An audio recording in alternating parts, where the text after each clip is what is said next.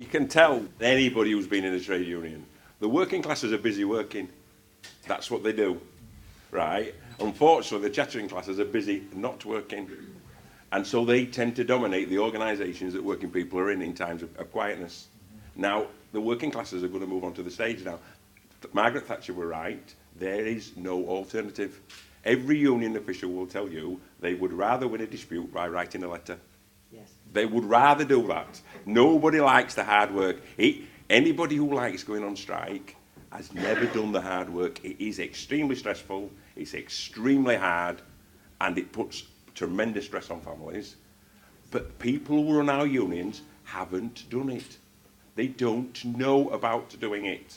They think it's some sort of discussion where you end up agreeing or not agreeing with the bosses about what's going to happen to your members.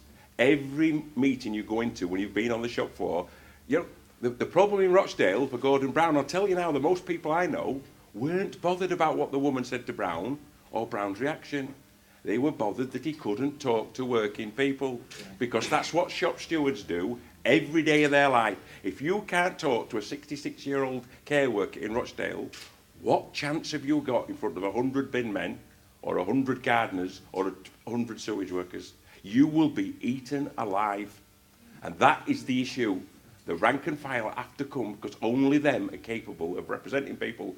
And there is a sea of people on very good wages and very good conditions who are appointed, who aren't elected, who are watching this election very closely. Because the one thing that them people disagree with is elections. They absolutely hate them. And stewards don't hate them. That's the world they live in. If you have an argument one night, you go back to work next day, you're gone as a steward. You can be gone.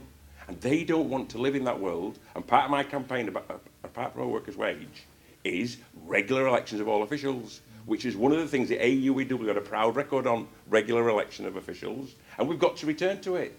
If you're going to get a good job that has good let's be clear on this, my final point. Let's be absolutely clear on it. It's not a question of getting a good wage representing working people. Most shop stewards lose money and time.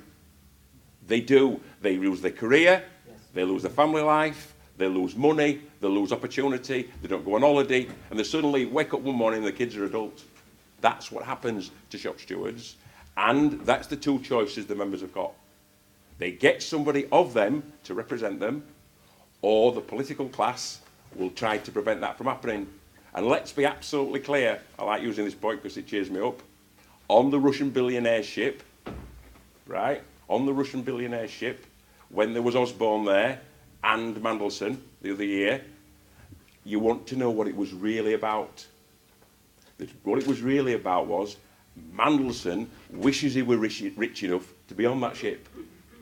And Osborne is rich enough and wants you to convince that he ain't rich enough to be on that ship. That's the only difference between them. And for these candidates in this election, it's not about that. I don't mix with people like that. I mix with ordinary working people.